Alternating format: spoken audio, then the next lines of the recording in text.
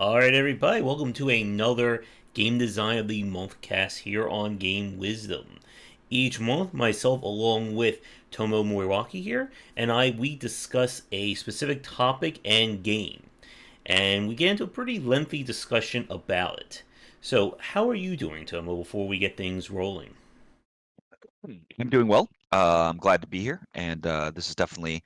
I mean, I like Loop Hero, and I think it is a good game. But the whole topic of idle games, I'm really into. Mm-hmm. I feel like so much to talk about them. There's at least half a dozen really interesting conversations relating to um, idle games in general. I feel like. Oh, yes. And we were scheduled to have this the other day, but unfortunately, I had to get my COVID vaccine or the first shot, and that kind of pushed things back. So I'm feeling better, except for the fact that I can't like fully lift my right arm up right now because they gave me the shot right in the shoulder. Hmm. Yeah, yeah, it's interesting. Something I found really the thought for me that I keep going back to is this idea that most of our sick feelings we've ever had in our entire lives is more our immune system choosing to have us feel that way than whatever the sickness is, right? Mm-hmm. I spent my whole life thinking about like viruses feel like this and bacteria feels like that and allergies feel like that because the things, you know, cause damage and that's what damage feels like or something. But you study up on it some and you find out it's like no, your immune system says time to feel tired and sucky, time for your bones to ache, time for your nose to run. You're Oh like, yeah. oh, i am I am its puppet. I am my immune system's puppet. Ah yes. And maybe someday we'll play like a health or a wellness game and see like how that plays out. I mean, I have to say I have there have been ma- more than a dozen hours at least devoted to imagining what like a real-time strategy game that revolves around immune system like ideas. Kind of the thought has definitely come up a bunch over the well, at least over 2020 because, Mm-hmm. 2020. Ah yes. So, with that said, as we said, our main topic for tonight is we're going to be discussing idle gameplay and especially how it relates to Loop Hero. So, Loop Hero was a game that came out about, I would say, like a month, maybe a little bit more than that at the time of this recording. And it's kind of the buzz around it has kind of quieted down since, but it was a very fascinating take on idle gameplay, kind of an idle roguelike. And we're going to use that as kind of our frame of reference to talk more about idle design in general, because it is such a very fascinating design, and it's one that I think a lot of people don't give it a lot of credit for. Oh, so true. By the way, the game came out March 4th, 2021. Oh, jeez. Feels like it just came out like a week ago. Yeah, something about the first several months of 2021 feel like it like like when an object seems like it's like floating and then it somehow drifts into like a fast-moving treadmill. Mm-hmm. I feel like something about last few months has been very much that vibe. But yeah, I like to think of Loop Hero as like almost like roguelike in the fashion of Slay the Spire with just kind of like taking a big mouthful of not maybe not even a big mouthful, but a mouthful of idle game concepts. Mm-hmm. Because it's not really an idle game. That wouldn't be the right way to describe it. Although you can kind of explore some idle like gameplay mechanics in sort of like farming Mm-hmm. to make your way through some segments of the progression. Mm-hmm. Yeah, it's a very, like we said, like it's a very like weird intersection between it. Because as we'll talk about in a few minutes, like idle gameplay is very much more about the planning as opposed to the hands-on nature that we see from other genres. But with Idle Hero, you are still very much having to engage with the game. You can't turn things off and expect to get anywhere in Idle Hero, especially if you're trying to do like the second, third, and fourth chapters. Oh, yeah, yeah. Like, I mean, from like a legitimate just walk away from the game perspective, maybe once you unlock the fourth area, you could kind of do that to the first area. Mm-hmm. Maybe. I'd have to kind of figure out how to do that. But you can kind of let it run while you kind of sort of maybe do something else, watch something on Netflix, and especially kind of if you're kind of between kind of major milestones in your progression. You know, it's Mm-hmm. because well, I think it's because the real mechanic is kind of paving the way, and in some cases literally, right? As you kind of like put the the nature of the ground of the tiles that your character is endlessly walking on over and over again. But I think the analogy or the conceptual kind of vibe of paving the way for progress is the sort of Mm-hmm. the essence of the game's Mm-hmm. weirdness, Yeah. and I mean that in a good way. And like the progress of Loop Hero, the fact that it's kind of sub in this mission structure, I think is also a little bit different from Idle Design. Because as you go up each chapter, it raised not only the difficulty, but I thought what was very interesting is that it adds in those new perks for the enemies. So, like, what did you think of that? Like, how it's not just making the enemies harder, it's giving them more advantages in like strange ways. Yeah, well, I mean, I think the game. I can imagine if like the game had its own brain, and this is me kind of just like loosely talking about whatever maybe the development process was or the development of the idea. And it's like they wanted so much of this game feels like it's trying to make trying to have roguelike progression, but do it in an unexpected way. And so once they started down that path where like you're not I mean, although you are upgrading weapons technically, you know, your focus isn't choosing the right gear, it's placing the right tile. Mm-hmm. It's rhythms in the loop that you're trying to set up. The it's managing the kind of ebb and flow of hit points and other resources. And so and how that differs, right, from one of the from the three classes you can choose Mm-hmm. in any given playthrough or any given loop. And so enemy weird behaviors become like in that logic, they become a natural thing to add Yeah. because it's possible, it's available, and it makes perfect sense that that's like a dial that the developers can use to control that kind of up and down flow. And you make a mistake, you underestimate or overestimate, a new feature that's going to modify the loop, and what happens is that the more on target you are, the longer you go and you get what you want, which is right, the most amount of XP and rewards and not die. Yeah. And But not dying is different, right? mhm. Than like you definitely don't want to not take damage. Yeah, that makes sense for people watching. Yeah, but I think what you said there is very interesting about having these like pockets on the map because one of the things the game doesn't really explain to the player is, kind of like map etiquette or how do you structure where you place your items. That comes with playing the game. And hello, MJM, thanks for coming on. Yep, and happy Easter if you celebrate it as well. But with kind of like the subtle genius of like Loop Hero's style plays, and what got me so excited about in the first place is the idea that the map itself is a character onto itself, in the same way as your whatever your class is, wherever your character is going to be, and it's a very like I always like games that let you tweak or just like the world around the player.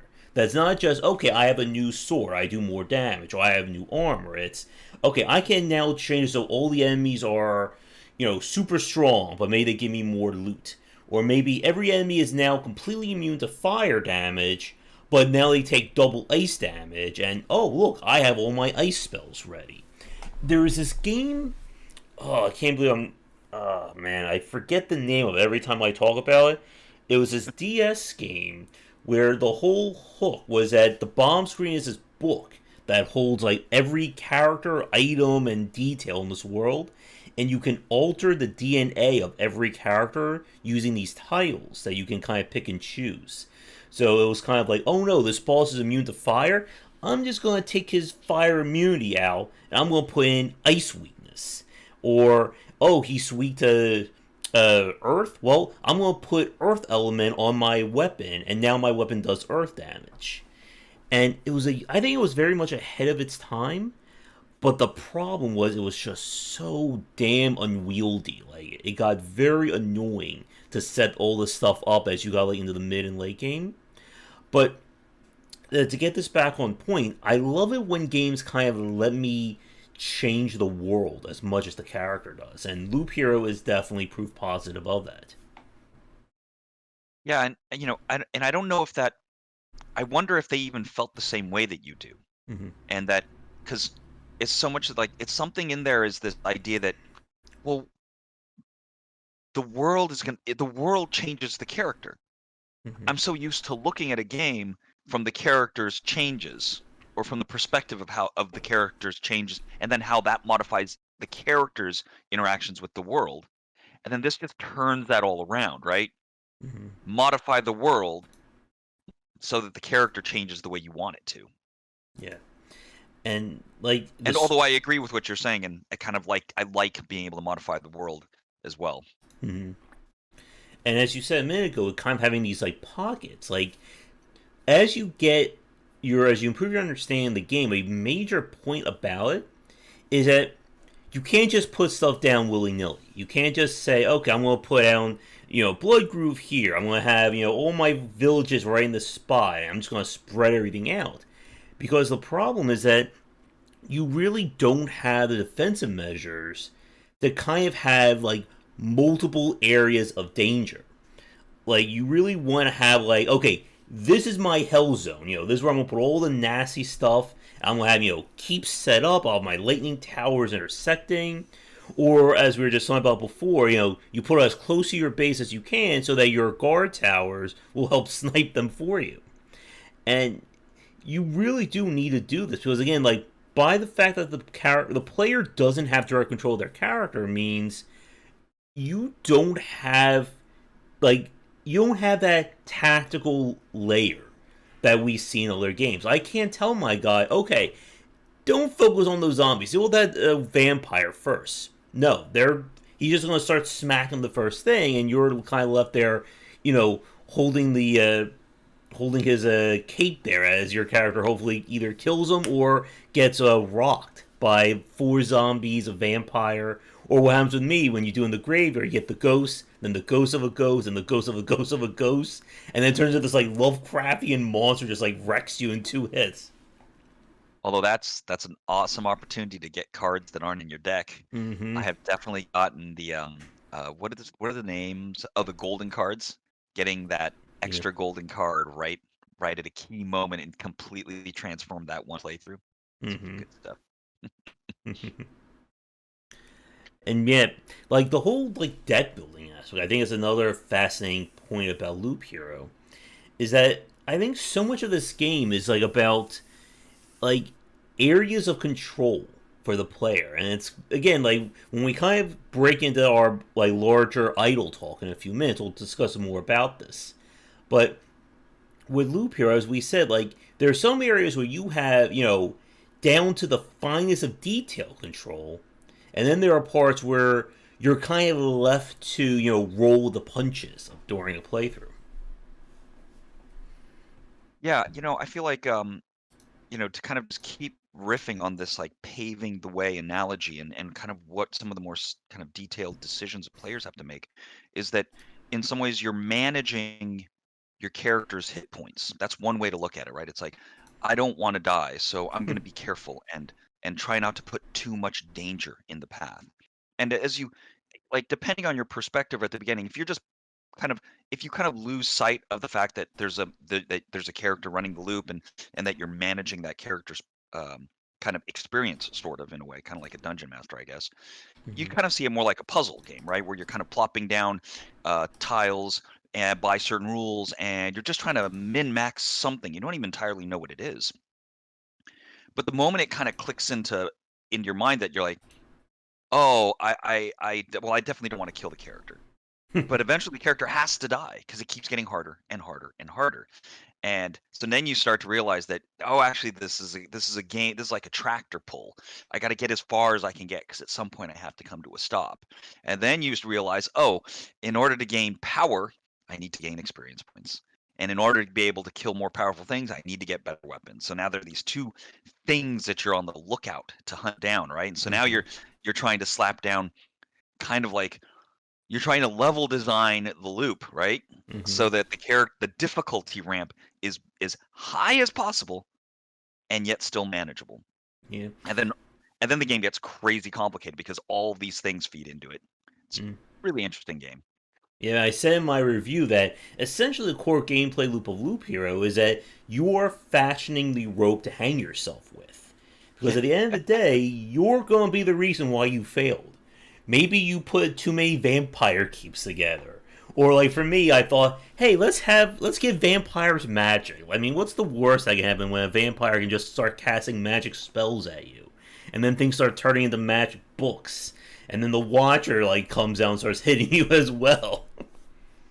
Well, and it's interesting, like Watcher is a very difficult enemy to deal with at first. Well, at first it's not so bad because Hmm. the other enemies aren't a problem. But as the other enemies become more powerful, the Watcher becomes a super annoying thing that makes every battle you do some attacks and you don't kill him, right? And he teleports away, and then you've taken an extra couple of attacks at the beginning and you take those hits rather than take out enemies. And next thing you know, the whole loop is you're taking more damage than you wanted to.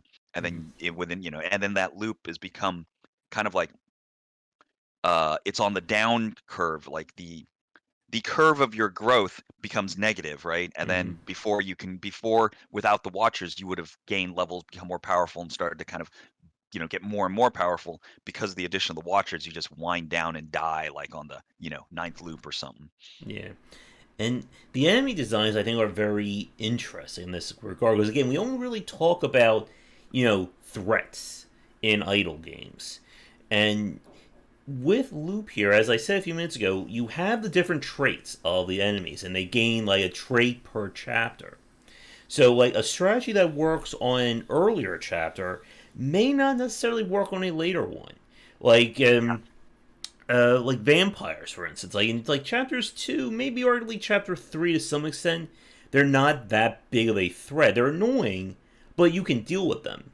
But then once you get later in and they start synergizing with everybody else on the field, and suddenly every enemy gets a lifesteal next to that vampire, it becomes a grudge match of trying to whittle them down before the amount of damage they do, overtakes yours. And like one of the earlier strategies I did was get those orb of expansions was a setup for like the cursed or the ruined villages. So you fight like four ghouls and a vampire, and then you can set up in a graveyard. So then it becomes four ghouls, a vampire, a ghost, who then can turn another ghost, and you're like fighting. It becomes like a 2-on-8 fight. And chapter 2, you can do that reasonably easily. When you get to chapter 3 and then 4, it's just like I just that's just peak masochism. Like for if Shark's watching, it's like that's just when you go all in on masochism. I'm gonna make the ghouls and then they heal themselves and they get lifesteal and then they revive. I'm just like, why won't they die? It's a 25% chance they revive 8 times in a row. Why does RNG hate me so much? One, the thing is, what's neat about the game too is that you'll sometimes look at those hell zones that you create, and you're hoping for that to happen, right? You're Mm-hmm. like, because it happened at the right time, that's what propelled me to have this great run through. Because Mm-hmm. you're always looking for that moment where you just that loop can't kill you, and so Mm-hmm. you're gonna get 10 of get 10 or 15 or 20 or 30 of every one of the resources you're looking for, and that'll set you up for a while.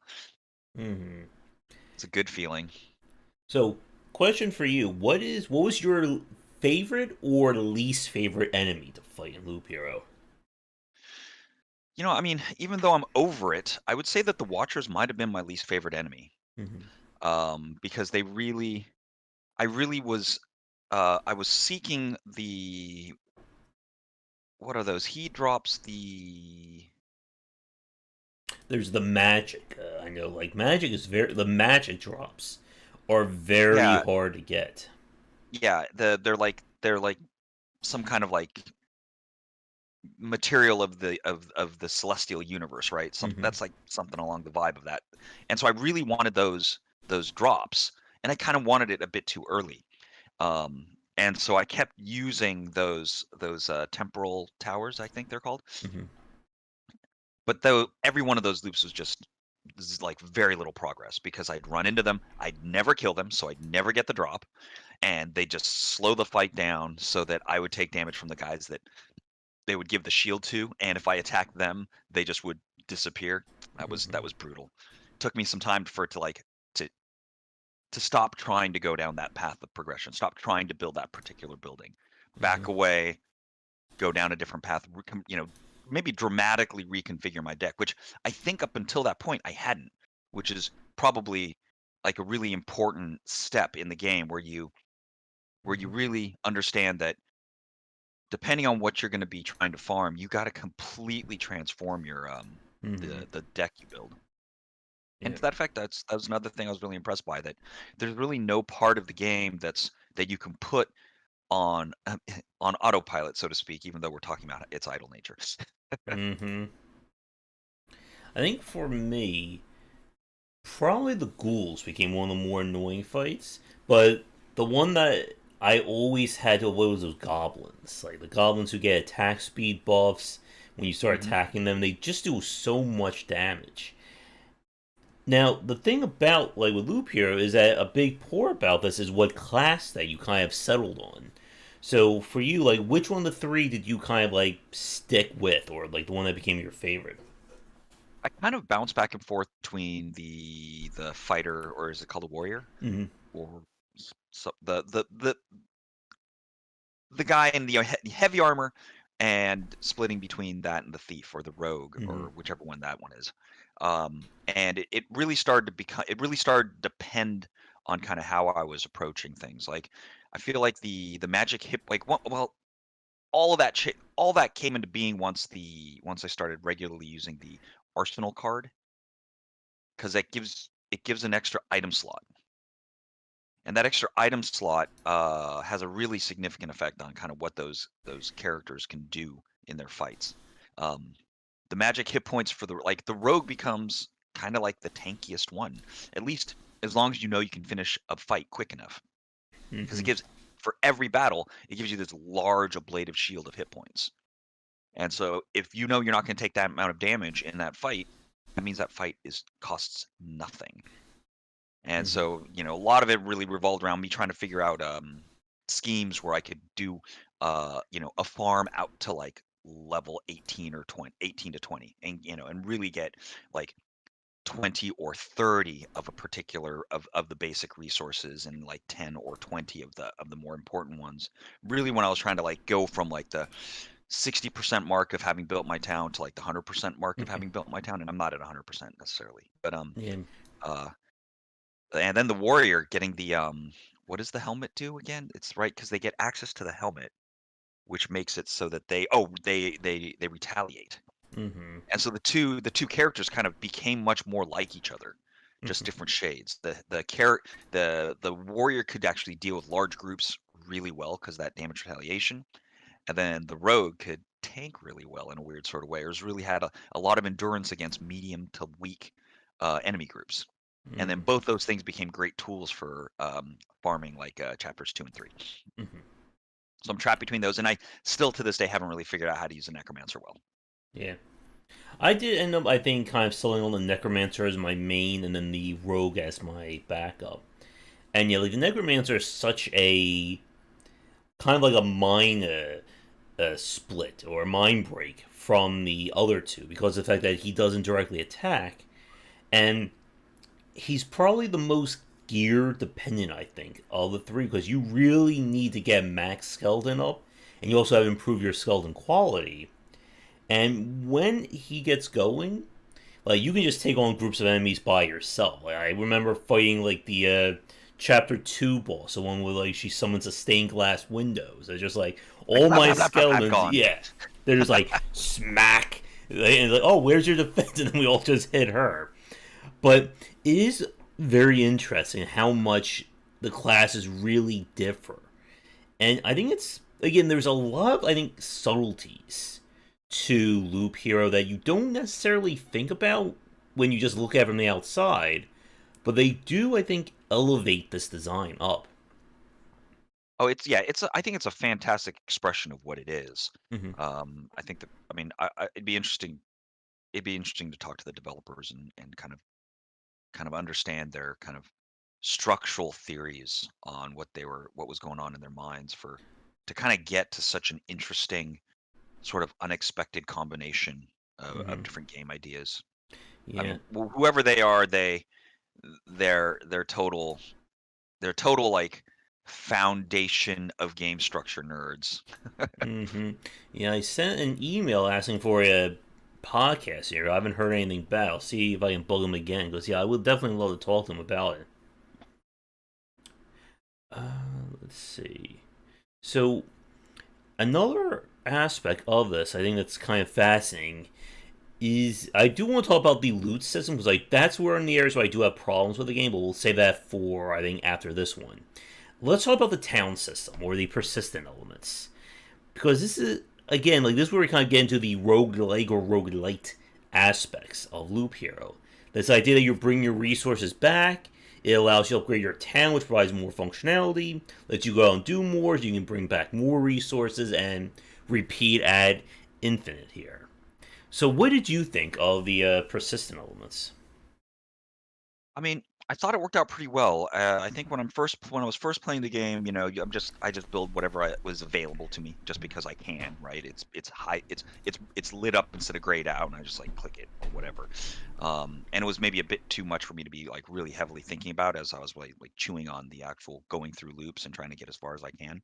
Mm-hmm. Um, and in some ways, it was almost like intrusive, right? I'm like, I don't want to deal with it at first. Mm-hmm. Um, but then as more things get unlocked, and I'm sitting there and I have multiple choices, right? I could unlock that, which obviously it's connected to these other things. Let me read about what these things do. Let me look at what they cost. Without that step, and that's kind of probably right around the time you get into the second chapter, midway through the second chapter, kind of. Mm-hmm. Then your brain suddenly realizes, oh, I need to pay more attention to all the guys I'm fighting. I need to craft my deck to get the pieces of gear to get these important bonuses. Oh, and some of these bonuses look like they're going to be necessary to make it through this chapter. Oh, well, that's interesting. Now I understand what's going on. And then immediately, and the systems, each individual system that interacts with each other, they're simple enough that it's not too complicated or too intimidating to kind of get a functional understanding of them. So like, and what I mean by that is the loop itself is one thing. There's the upgrades you get from the town is another thing. And then they'll keep adding new interfaces, right? That you basically add pieces of things that you found or click buttons to configure your choices. And all those things kind of, as you get more and more of those options, they interconnect more and more. So if, but because it's like carefully staged, my understanding of the system grows pretty elegantly and in line with the complexity that I'm given. Um, and then, next thing you know, I'm sitting there staring at deck building and going, okay, so I'm gonna go for vampires and undead. And I go into like, all my food and furniture choices and clear them all out and load them all up and then pick the cards to get what I want, get rid of the, like pare down to, just towns, cemeteries, vampire mansions and wheat fields or something, right? And use get whatever the lanterns are that give the double day impact or whatever. Mm-hmm. And then now I'm like, okay, I think I can get a ton of X resources, and that's going to allow me to, I don't know, get the third upgrade to a tower or something. I'm actually trying to have this one loop die so I can look at those interfaces again. Did that answer your question? Shoot, I don't even know. I'm not sure, but it is such a. It's so weird to like think about how a lot of the major systems of Loop Hero are tied to the persistence. I think that comes both as a benefit and a detriment to the game. The problem, I think, is that it does, I think, add a lot of grind. And beyond just grind in terms of you trying to learn the game, it's like, okay, I know what I need to do. I still need to gather 20 orb of expansions in order to unlock this next building. And as we said, the buildings are are very big in terms of their design.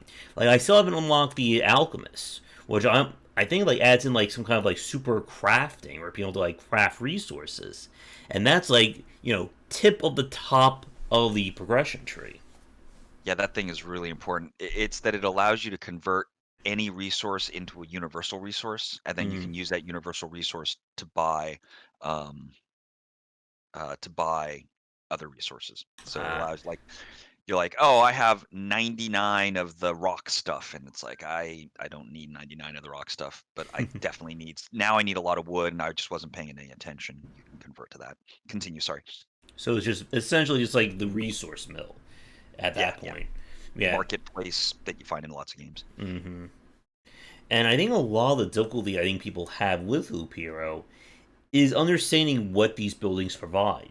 Like getting the guard towers, like getting like all four guard towers at least to level 2, maybe level 3. That basically turns your entire opening area into your own personal killing floor. You can then Yeah. set up again to make it so much easier to get more grinding done. But It's a critical farming tool, right? Because then mm, you can put like very dangerous versions of the enemies that have the resources that you want right next to your campsite area. And mm, then you just pump it up as much as you can, and then you're gonna get those kills. yeah.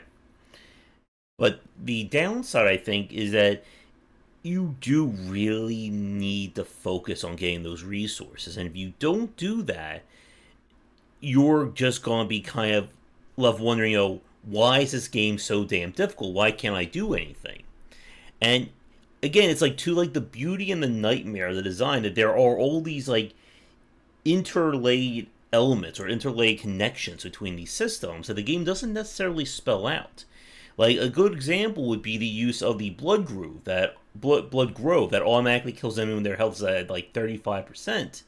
That it is basically the hard counter to those worms that are in the ruins who have like a 50% chance that they'll just escape and then they'll come back to life the next turn.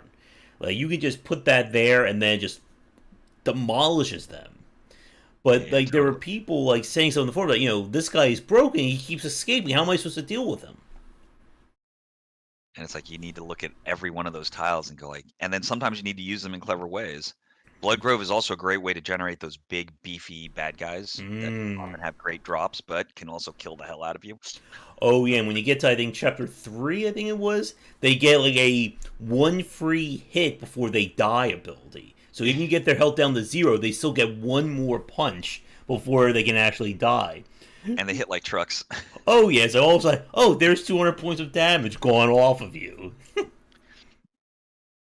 Well, yeah, and I think that it's I agree that because it is a complicated game, Mm-hmm. and so there are a lot of nooks and crannies that are really easy to overlook, and might not even be fair to call them nooks and crannies because they're all over the place.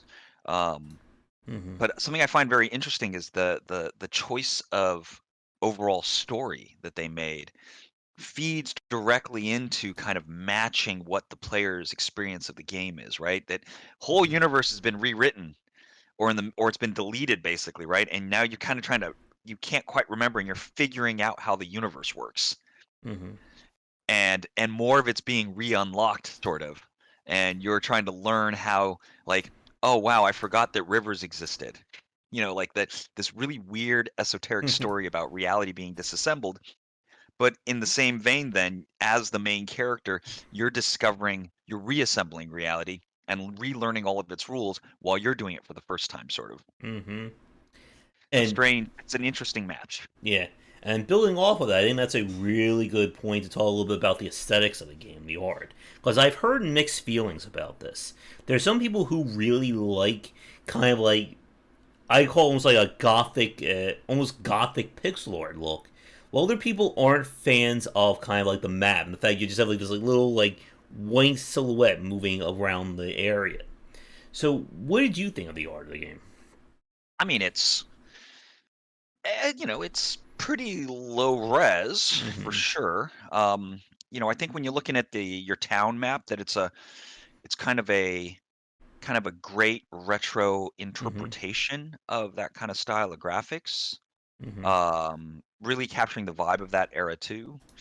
Um, I think when you're actually playing the loops, um, maybe the tiles all kind of work, but your character is on the verge of being like a in television, Dungeons and Dragons character.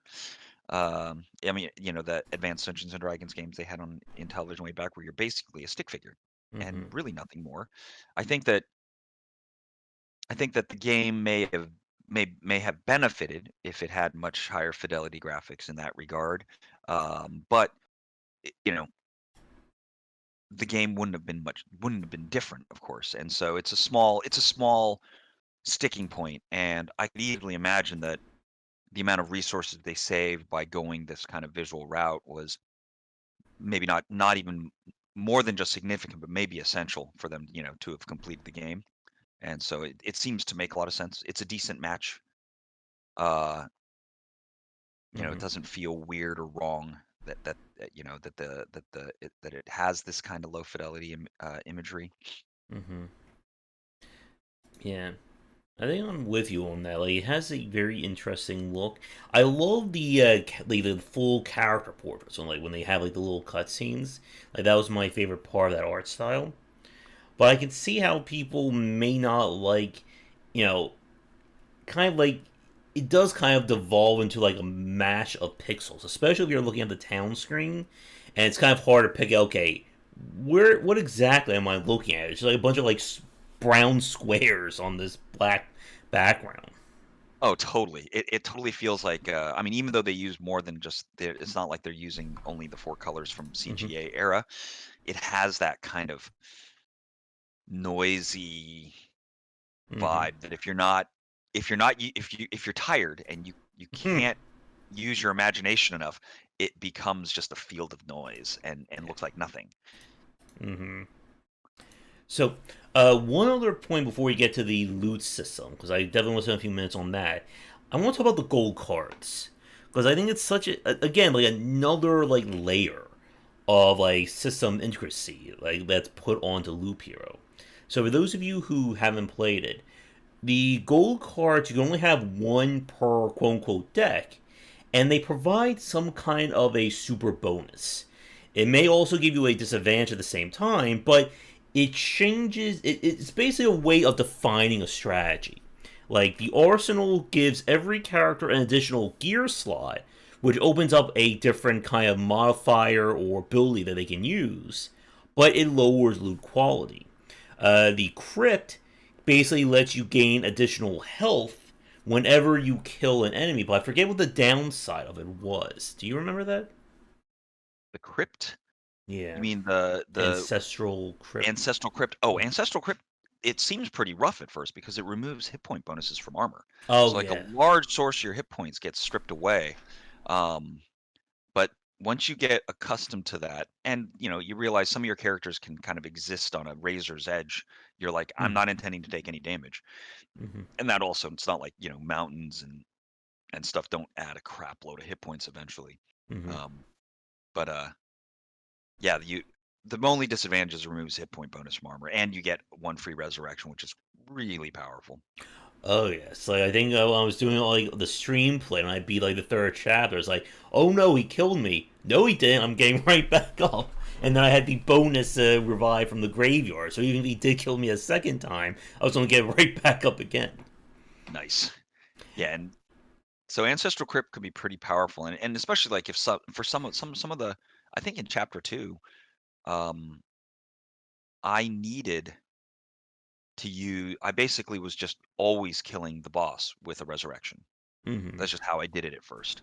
And so I was using Ancestral Crypt quite a bit. That was also when I was exploring the Necromancer, though. Hmm. But once I got the arsenal and figured it out, I stuck with that quite a bit. Yeah. I never So, used Maze of Memories for its farming power. yeah. I was just about to say that. I know people use it to specifically summon the boss earlier. So Yeah, that it's really, way it seems you like fight that's all on it weak. can be for, right? Yeah. So, I guess as a question for this, I guess what did you think about having these kinds of super cards, like on top of the enemy cards, on top of kind of your quote unquote positive cards, as a way So of building this? the way it changes your approach, right, is that you'll always choose one of four Mm-hmm.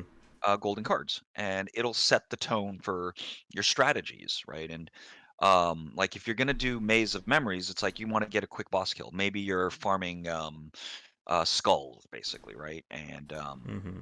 because you farm, I mean, depending on how you're exploring the game, you might want to you know, stock up on a bunch of skulls so that you can always extract and lose don't and not lose any of the stuff you farmed. And you're not even worrying about whether you make it back to the campsite. You're gonna go for broke.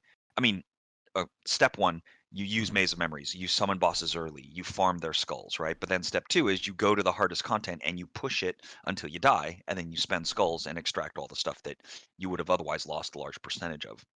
Mm-hmm. And so if you find yourself doing a lot of that, Maze of Memories makes a lot of sense. And then the moment you do Maze of Memories, you also completely transforms your approach to what deck you're going to build because you're not going to fill out the outer edges with a bunch of like forest or desert or rock, or you're not going to be able to build along a river. It's going to Mm-hmm. end a lot quicker. You're going to have way fewer cards. So you can kind of ditch out on some of those pieces. And then, I mean, you might even want to explore like a 7 card deck, right? Where it's like I have Cemetery and Spider Cocoon and Storm Temple, and that's it.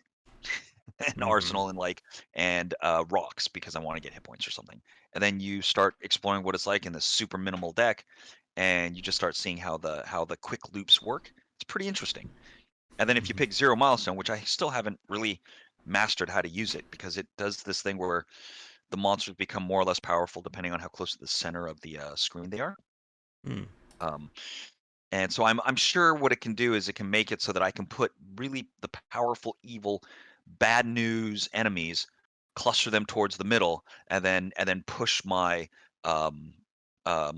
healing, the village wheat field type of situations out to the edges, and I can kind of get more farm dangerous tiles more easily. And so I've Mm-hmm. it's probably what I think I was going to start making use of in chapter 4, which I haven't explored too deeply. Yeah. I don't think I unlocked that card yet. Is that from the Alchemist? I don't know.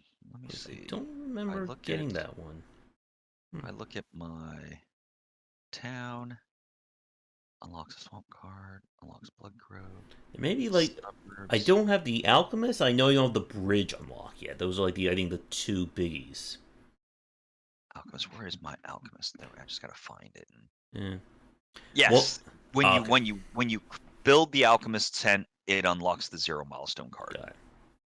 So I guess to build off the top of that, then what would be a card like for your strategy that you could not live without? Like a card that you always have in your deck. Let's see here. I have been I have not used Bookery and Village Yeah. The forever. I mean, Bookery. I use as many of the terrain tiles. I almost always have all of those in the deck, Yeah. but I'll fluctuate a bit. Yeah, yeah. I guess some. I mean, there would never be a situation where I don't have rock. I don't know why I always use Bookery. I think I like fighting the books, and I also like I really rely on the um randomly changing my first 3 cards because Mm-hmm. inevitably it just means like there's more die rolls, and so it normalizes the presence of some cards, which really helps even out my playthroughs. Mm-hmm. And then village, of course, you heal when you go into villages, and so it's like kind of like my critical threat reducing tile that I Yeah. place around. And I don't always go with the wheat fields, but I usually do. Mm-hmm. Yeah. For me, I like the Bookeries.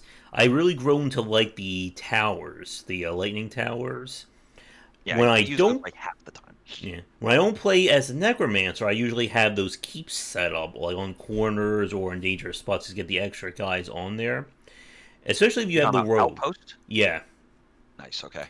Because the rogue, there's no cost for using them, like, because the rogue just gets the bounties. So you can Yeah, just and you set them can up and you anywhere you cannot lose want. an item. Yeah. Totally.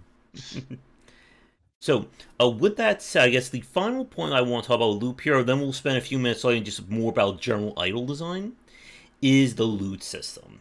And I think this is for me where this is I think where my main issue with the game lies. And I'm curious what you think about this. So, for those of you who didn't play Loop Hero, as we've said, the stronger the enemy you fight, the greater the chance you're going to get good gear. Gear is broken down by rarity, type, and as well as the level. And what they do is that the chance or the potential for loot drops is based both on the actual level of the loop as well as the level of the gear you're wearing.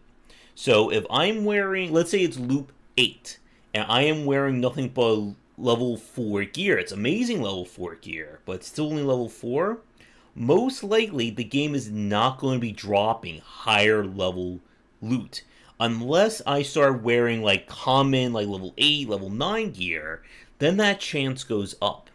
And as a huge player of ARPGs, Grim Dawn, Diablo, etc., this system just rubbed me the wrong way.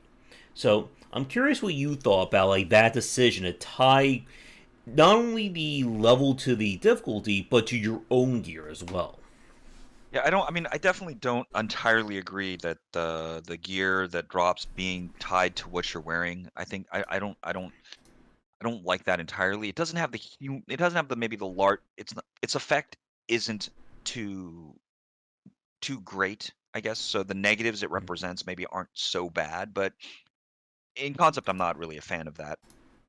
And maybe that's also maybe that reality kind of pushed me to the rogue because Mm-hmm. the rogue's gear, you know, follows a totally different pattern. Um, Mm-hmm. and so you don't have to think about it the same way. But if you're playing with a necromancer or warrior, it has a, you know, sometimes you'll get it really more than necessary promotes you to go up in tier or up in level. Um, when sometimes you don't necessarily want to because you get the, you know, you get that right configuration and it's the Mm-hmm. level of the gear doesn't have to matter entirely. You know, I feel like I would feel all the same things that you do about the gear from a negative standpoint, except at some point I just sort of stopped caring about it altogether, other than, you know, am I going for a high counter um, build? Am I going for a vampirism build? Am I going for a critical hit build? Am I choosing to survive because of armor? Am I choosing to survive because of evasion, etc.? And so those things basically just make it so that I pick what makes sense, and I don't, and I'm not, and it kind of stopped becoming gear. You know what I mean? Mm-hmm. They simply became like attribute stickers. Mm-hmm. Yeah, and I think as a necromancer, like it's interesting. The rogue is probably the least loot dependent, or at least in terms of getting the loot.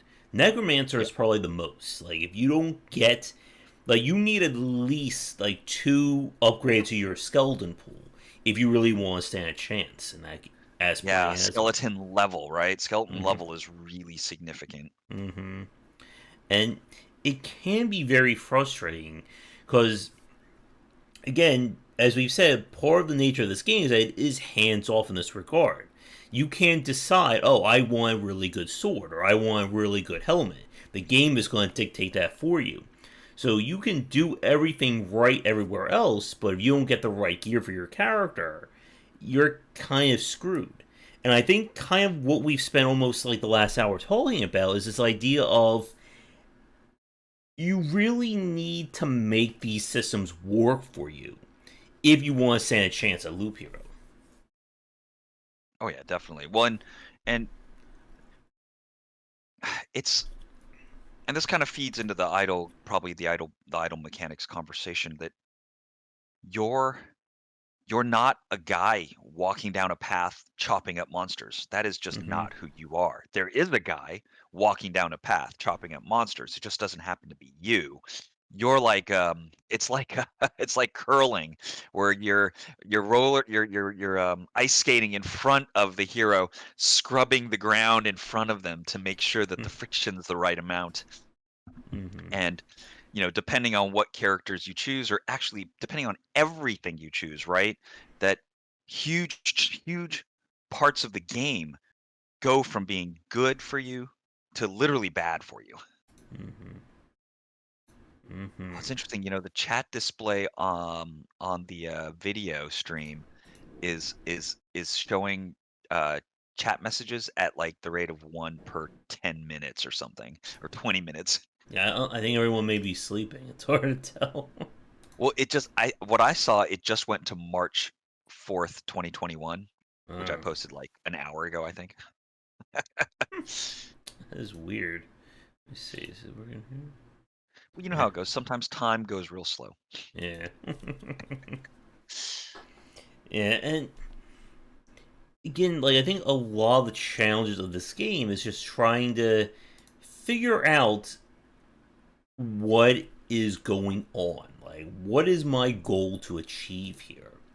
And it is tough. I think to Will's comment there, I think that will probably be our segue, talking a little bit more about idle design, and that's kind of where we'll probably focus the remainder of our cast on. So, I guess, are you good for another like 15-20 minutes, Timo?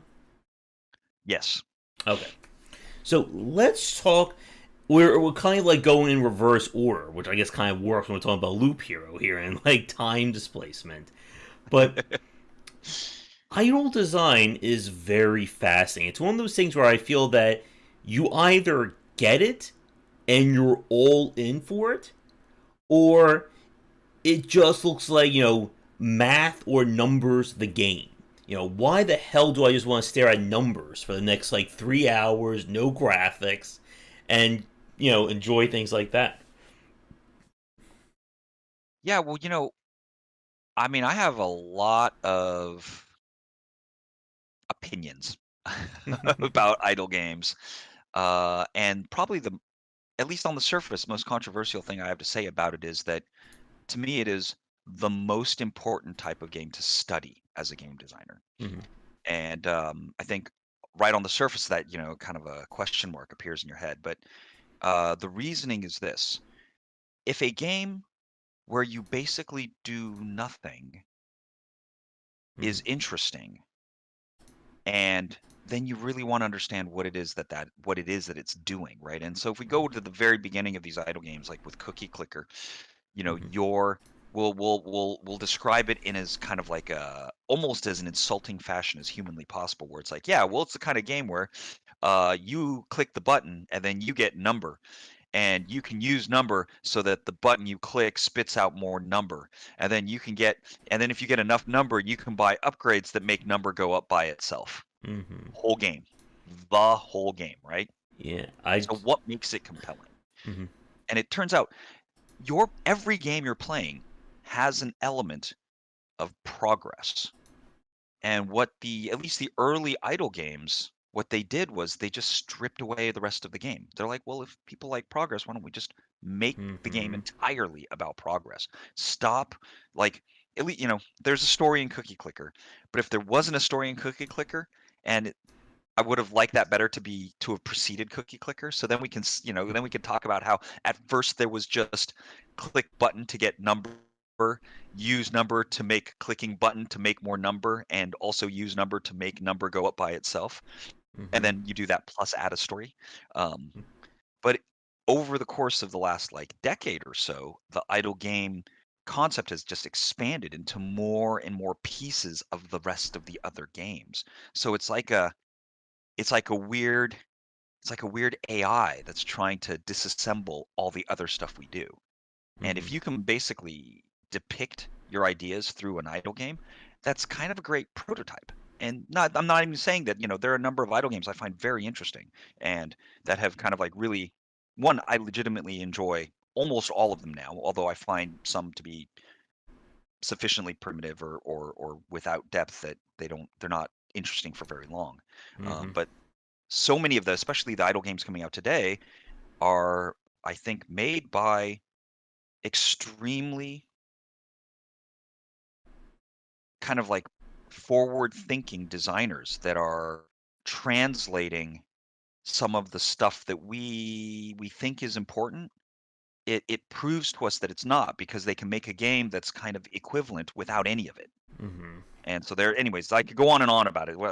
Did that answer your question, kind of? A little bit.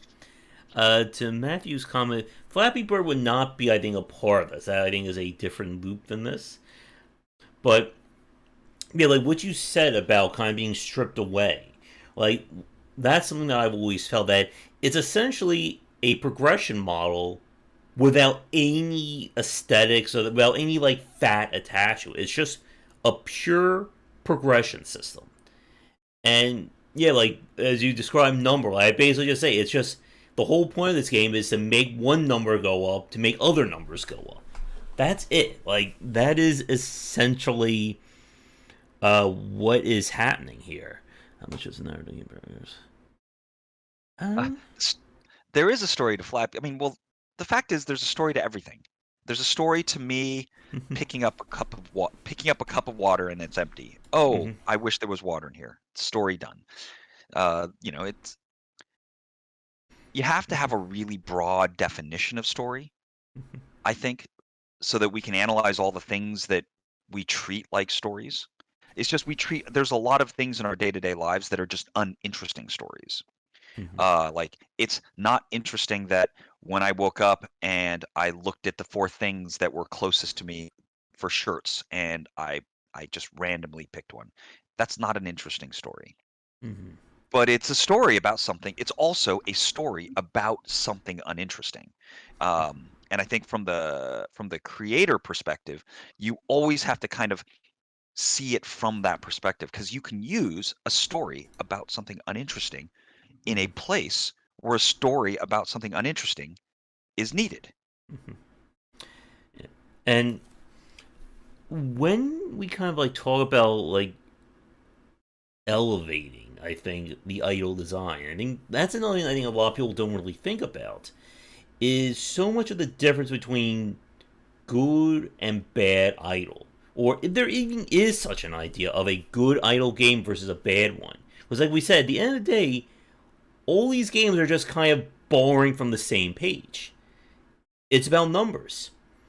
It's about this idea of, just watching these numbers go up. So why does one game hook you more than another? So I'm not even quite sure that myself. I know I got shark hooked on that game Evolve, the browser-based Oh, one. I was playing it. It's cool. It's Mm-hmm. really interesting. And actually, the conversations I was having with some friends internally at the at the company is that it's probably the best example of how an idle game could be used to prototype any flow Mm-hmm. of kind of like resource structures, conceptual flow of any sort. That like I need to somehow construct a hand before I can construct fingers. Mm-hmm. And if your game is about, let's say we're it's a necromancer mechanic, but you're going to make it into an idle game. And the idle game, you start off with, I don't know, right? You're digging up corpses, and those corpses give you little bits of life energy, and then you're collecting the pieces, and you have like inventory, and those inventory gets consumed when you click construct Mm-hmm. hand, construct arm, and stuff like that, right? And it stops becoming like it's very easy to look at the idle game genre and not like what you see. But Mm-hmm. if you do that, you're overlooking what is happening that's the same as all the games you've ever played. There's Mm-hmm. some like um somewhere in this kind of emergence of mobile games, we'll say like early 2000, like 2005, 2004, there's more and more experimentation with taking the mechanics that we Mm-hmm. think were so essential to the games we play away. Mm-hmm. And it's a natural thing to do, right? It's like, oh crap, we just increased the user base for video games by by 10,000 times. And all these gamers, they don't know how to play a first-person shooter. They pick up the controller, they stare at the ground, they run sort of a bit, then they stare at the sky, and then they run sort of a bit. They shoot up into the air, they see a friendly and kill them. And they're like, yeah, they're not having any fun. So just take away the mechanics. No, you don't. How about you're just watching, right? And those of us that like maybe played too many hours of Counter-Strike, we hear that word and we're like our heart stops. We're like, that is a abomination of an idea. Mm-hmm. And the very concept of taking away what I think is the essence of a game is like super bad from my cultural perspective as like a hardcore gamer. So we weren't paying any attention, but the people that were trying to make games easier for others, maybe inadvertently, maybe intentionally, I'm sure there's a mix of that back then, started to discover what aspect of the game really is evoking a response from us. And inevitably, at the very least, progress is a very important piece of it, right? It's like, did you like playing RPGs ever? And frankly, if you go back to like the JRPG genre, do you really enjoy clicking the attack button every single turn with every single random group of enemies over and over and over? I remember playing Phantasy Star 2 and going out and traveling through an open area, and my heart going like, please don't have a random encounter, please don't have a random encounter, because I was so bored to death of those random encounters that anytime it came up, I wanted to run to the kitchen and like overeat or something. Mm-hmm. And so that game is improved. That game is improved by automating that, right? Like imagine now instead, it says it just tells me what happened. Because obviously I don't care. I don't need to have my one character attack twice, my other character use its crappy range weapon and then heal the other character again and again and again and again. And so this, as an industry, we start exploring the entire concept of games through idle games. And so I find that very, very interesting. Yeah. And to Will's comment about Diablo 1, just like the ARPG loop, like, again, a lot of this is about getting that dopamine rush of, I do something and I get something back in return. And, like, the whole ARPG loop is built on that. Fight monsters, get loot, grow more powerful. And as you just said, like, JRPGs, any RPG is really about that idea of, I'm level 1, I go out fight monsters. I'm level 2, now I can fight level 2 monsters.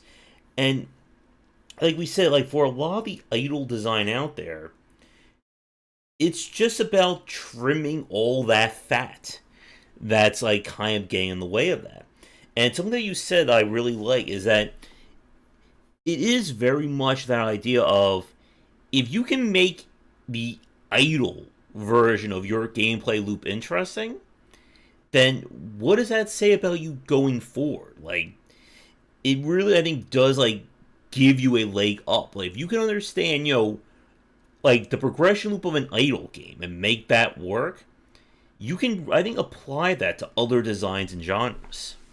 Well, I mean, have you ever played a game where the second-to-second gameplay feels great, and then the meta is just garbage? And I don't mean meta in terms of like, what the dominant strategy is, the way gamers use it, but just the meta game, which is like the persistence, the long-term progression and so forth, right? And you're like, oh, it's too bad. It's too bad that this game has such a bad progression, because the moment-to-moment gameplay is fantastic. And so if someone on the team decided that they're not going to care about the second-to-second gameplay, it's going to be my job to make the long-term rhythms of your reward and struggle feel good. And I'm going to distill it into formulas and into time, and into ticks, and I'm just going to abstract the interactions with clicks. I can tune it. It's like, I changed it. Does it feel better? It's like, I hate this, says the other designer. Just do it. And then you click through and you're like, okay, I didn't like that. That's fine. That's a start. I'm going to make changes. Try this one. Is it better or is it worse? Not do you like it or not? And then you're like, okay, fine, this is better. And it's like, okay, so that means we're going to be more like this than like the other one. Like the mentality, the thought process, immensely useful. Yeah, and Meta just means rule of rules. Mm-hmm. Yeah. But it gets used in a lot of different ways. Oh yes. And yeah, like the whole better or worse, like long term play. I think that's a really good point. That like bad idle games are the ones that don't work as well. I think they forget that there needs to be that long term carrot on a stick. It reminds me a lot of kind of the feedback loop of like optimization games like Anno, Factorio, Dyson Sphere. That you have that short term Stardew. of what was that? Stardew. Oh Oh yeah, man. Stardew. That idea of okay, I'm putting these things down, I'm getting resources. Okay, again, I'm watching things come in. I put down a new farm, I get more wheat or potatoes or whatever, and we're done. And then we had to transition to kind of the mid game. Okay, how do I apply that stuff? Excuse me, to get more. And then we get into the late game. Now I have this like massive, multi-screen spanning city or empire. How do I make sense out of all of it? And you need to, I think, it's not just a matter of growing what you're doing, but introducing new things that kind of become important as you get further in. Yeah, no, I mean, it's like once you get past it, let me think about kind of like what happened to me with Mm-hmm. respect to them. So if you were to look at my experience with idle games and how I went from, well, this is kind Mm-hmm. of weird and funny, haha, because I didn't have a lot of resistance to them at first. But that's because I ran into the clicker games after I had kind Mm-hmm. of gotten over my dislike of Facebook games. But it's like it helped me realize that stuff like a good punch animation is doesn't have anything to do with how much damage the punch does, Mm-hmm. so to speak, right? That there are mechanics, there are elements of the game that are there to feel good, and Mm-hmm. then there are elements of the game that feel. Oh, I guess that's not the right way to describe it. So it's not the perfect description, but I'm going to go with it. There's moment to moment good, and then there's long term good, right? Mm-hmm. And long term good is always a story. It's a sequence of changes, it's events, and the time it takes to get an achievement somehow impacts how valuable that achievement is. Of course, the impact of that achievement also, or the impact of that reward, has an important event. There's like this complicated, very narrative in structure element to any long-term experience, and that is completely divorced, or can be at least, from what is good about the moment to moment Mm-hmm. experience. And I think that um, the idle game genre helped me separate those appropriately in the way Mm-hmm. I address them.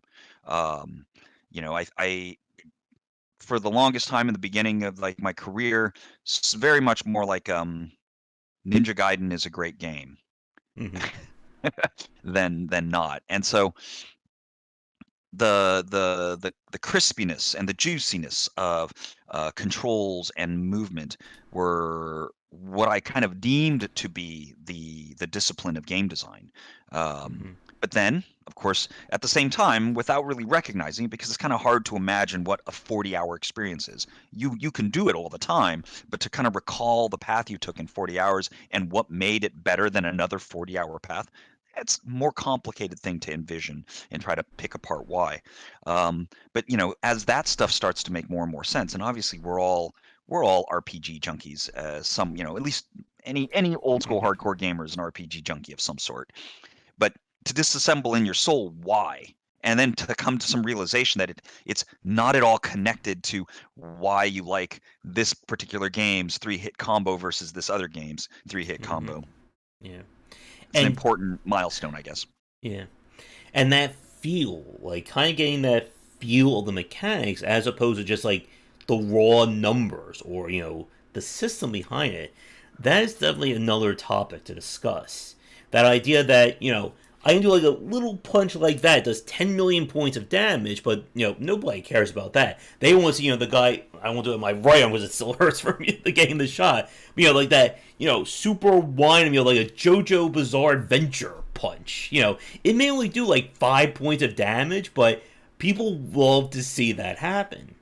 And getting that sense of presentation, it is very hard to do right. I think it's something that a lot of developers don't necessarily think about, because it's more about, I think, the emotion of the game as opposed to, again, like the numbers.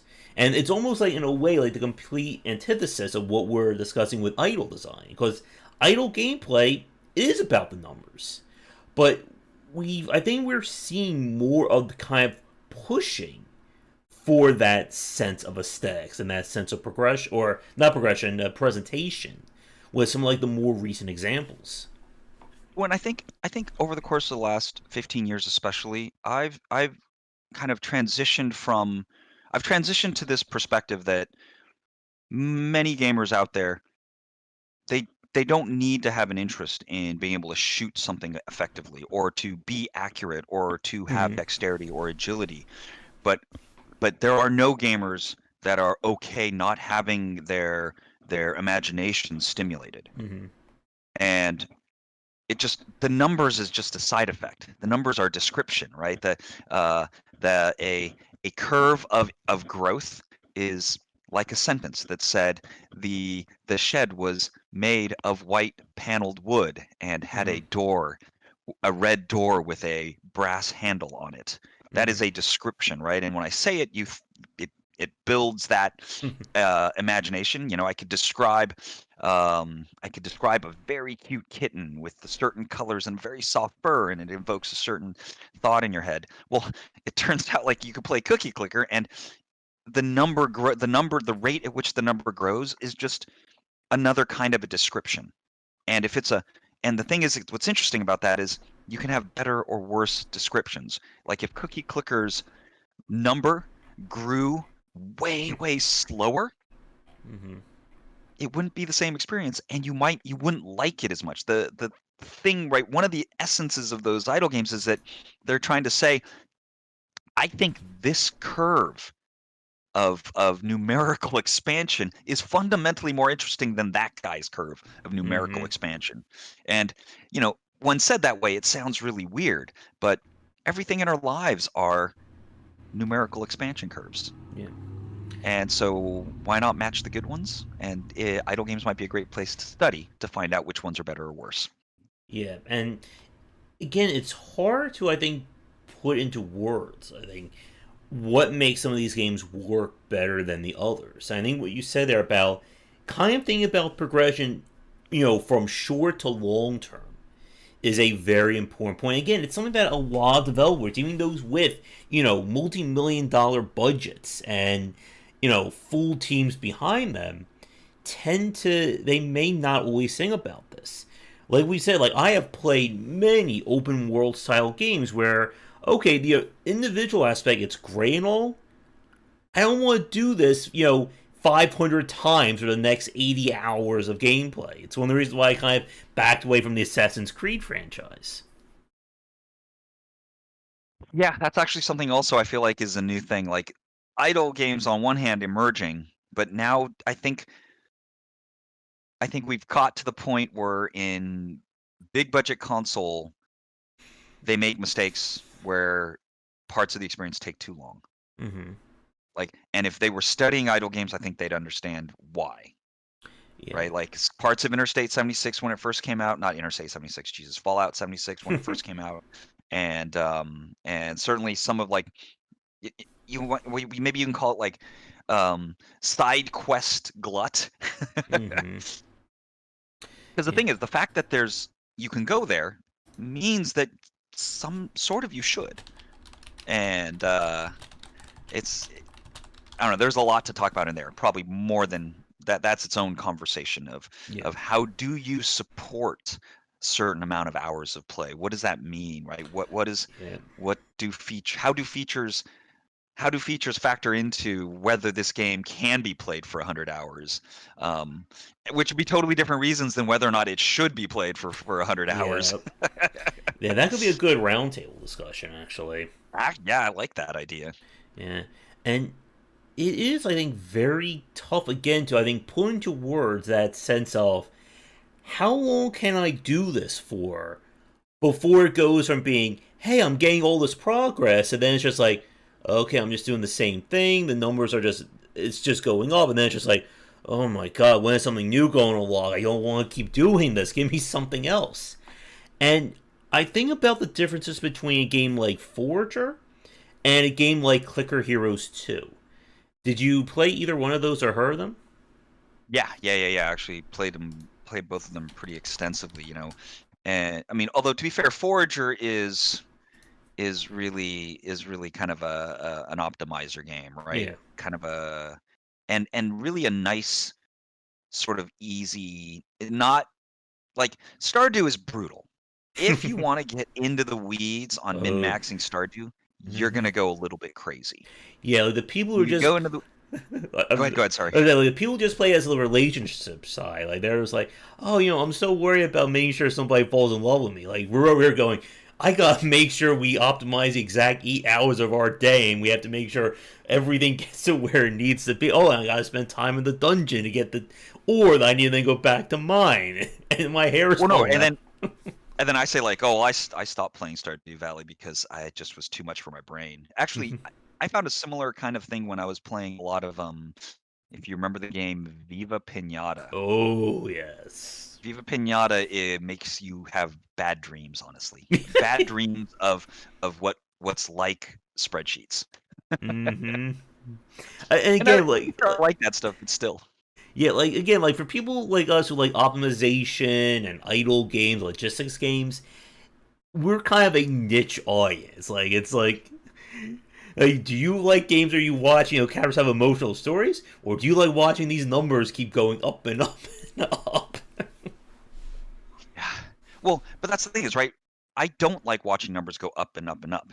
Mm-hmm. But once I could take that description and it would trigger the Mm-hmm. imagination of what it's connected to. Yeah. Suddenly that became a much more densely packed readout. Mm-hmm. Like if if if there was like a strip of of of of something and it was braille moving across that area and you put your finger on it, for all of most of us we go like, oh, it's bumpy. And Mm-hmm. it's like I kind of like it kind of tickles and I like it. This is cool. But someone who reads braille would be like, oh, holy moly, they're saying a bunch of really important stuff right now. Yeah. And we would look at that person, and I think some of you in the audience might be looking at me right now the same way. That's like, that person's crazy. How can you be reading all of that information from really what amounts to a number that's getting bigger? Yeah, and I think that's a really good point. That from the outside, it is just, you're just sitting there watching this number go from 1 to 2 to 3 to 4 to 5 to 5,000 to 10 million to 10 trillion to 10 trillion to the eighth power. 10 to the But, 8th, 10 to the 12th, 10 to the yeah. 13th, 10 to the 274th. Mm-hmm. Another advantage of these games, they do teach you all about like how numbers are are Oh, I categorized. know. Big numbers, that is not something our brains are Mm-hmm. built to understand, and this definitely educates you on that to some extent. Yeah, and like as you said, like it's about attaching not only I think a value to these numbers, but how did you get them in the first place? Like another thing I think a lot of IO games do that's brilliant in how insidious it is the kind of new game plus or prestige option where you restart, but you restart with a new resource that kind of multiplies the effect of everything. So suddenly, yes, I just clicked that button again like I did the 10th millionth or trillionth time, but now it does, it basically does an entire hour's worth of progression in one Yeah, second. in like 1 second. Well, actually, what's crazy is, right, the way some of those games end up working is that towards the end of it, 1 second is like more than the entire history of the universe Yeah. in time, as compared to the beginning. Mm-hmm. I mean, And, that's kind of a fun thought too. But I mm-hmm. think it's because it's right. We think about a lot of the idle games really are idle.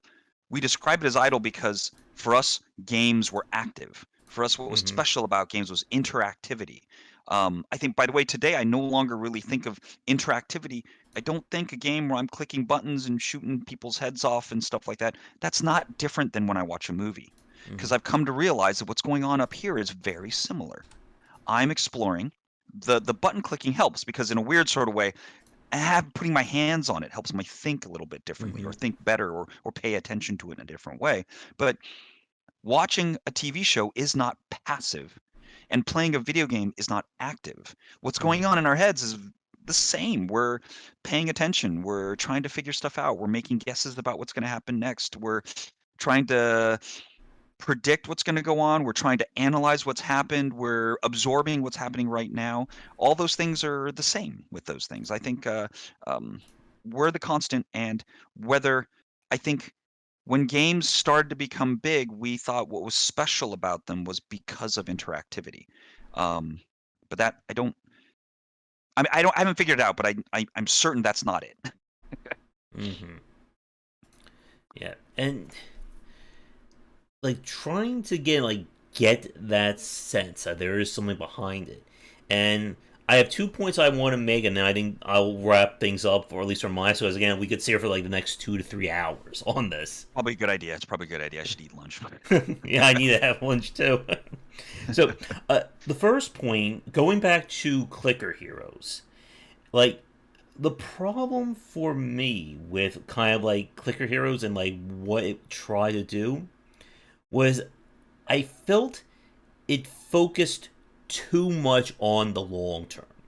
For those of you who didn't play that one, it has like the Path of Exile. Here's like 8 million nodes on the skill tree. Figure it out, one node at a time. And it just felt like, I think it goes back to what we were saying earlier, that some games do the moment to moment really well, some games do the long term really, really well. And I felt that Clicker Heroes, it didn't do, I think, either as well as it should be. Yeah, Clicker Heroes is. I think it comes into the idle industry at a time where the people that were successful with idle games were starting to realize that they found something, Mm-hmm. and some more people were starting to get interested and involved. Mm-hmm. I think it's really good for the moment it came out, but it's really been dramatically surpassed in so many ways, right? Mm-hmm. Um, I I played a lot of the what is it Idle Champions of the Forgotten Realms, I guess, the D&D one. Yes.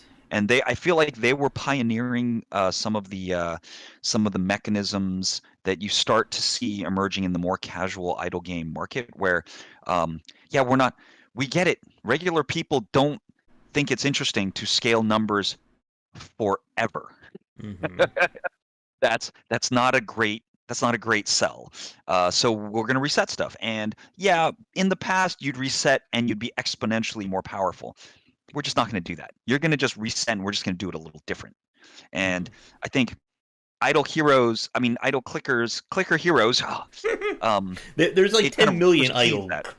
Yeah. It precedes that, and it's kind of like an old school old school, more simplistic version of it. And I agree with I think the criticisms, especially if you go back to it at this point. Yeah.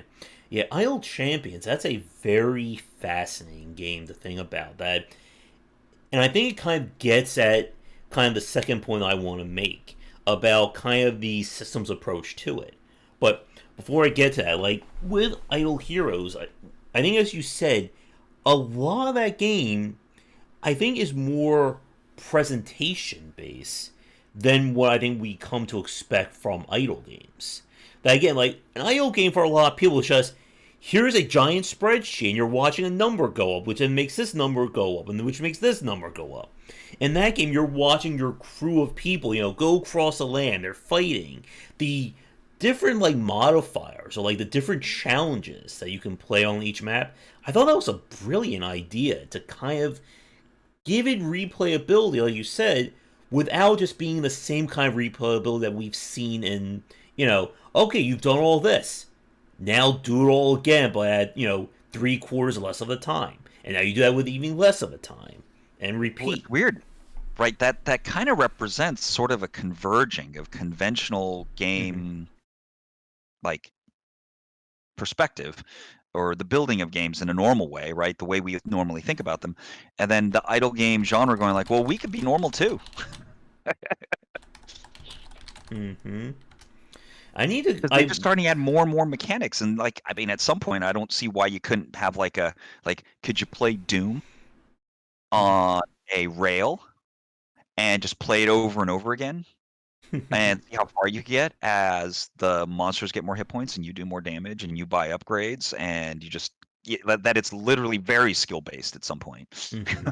Yeah, and I think that kind of gets to the other point I wanted to talk about. This idea of having more of a systems approach to these idle games. And it kind of goes back to what you said a few minutes ago about being able to kind of attach something to these numbers. That it's not just you sitting there and watching numbers go up. That you're actively thinking about, how do I make all this work to my advantage? And that, I think, is where that Evolve game works really well. That Yeah. you're not like, it kind of, again, like there's parallels to idle and logistics games that you can solve an idle game by just sitting there and clicking for 10 trillion times. It's an option. It's not the best option. And these games become a case of, how do I bend this game to my will? How do I maximize and do all this? So it's not just me sitting there and watching these numbers go up. I am, optimizing this so that it is the best way of watching these numbers go up. Yeah. Well, what is the best way to watch a number go up? It really, well, maybe using best or worst is maybe too binary, I guess, but how can you improve watching numbers go up, right? And it's just imagining what it's measuring. So let's say you're watching a number and it's going up and down, and we're telling you that it's the heart rate of someone who's watching a movie. And then we go, you see the heart rate go up, and then we ask you a question. Do you think, what are they watching right now? Are they watching a two sisters have a conversation about buying groceries, or are they watching someone sneaking up on someone else to attack them? Suddenly that number is that number can be very interesting, and like depending on what story you're wrapping around it. Like, but the key being I have to imagine something connected to that number. And the more complex it gets, the better. And obviously in the Evolve thing, which is kind of like a complex version of Paperclip, I think Paperclip's another great example. Yeah. Where basically one number can be used in number, ones can become A's or B's. A's or B's can become C's or D's or F's or G's. And as G goes up, the ones become bigger. Just this complex flow chart of concept. Yeah. Or storytelling, narrative, really, in a lot of ways. Yeah, and I think, like, again, I'm like, I have to resist just going on these random, just keep going here. But I think what you said there is, I think, a really good point to kind of wrap this up on. That one of the major things, I think, what's separating, I think, one second, excuse me, what's separating, I think, idle games and this idle design today to what worked 5-10 years ago is attaching more value to it. In this, whether it's in terms of a story, whether it's in terms of how these numbers interact with each other, progression, or even just in terms of the aesthetics. Again, like something like to me, like Idle Champions would be akin to something like Dungeons of Dreadmore in terms of roguelike design. That when most people think of roguelikes, they think of the ASCII graphics. They think of what came out at this point, 30, 40 years ago.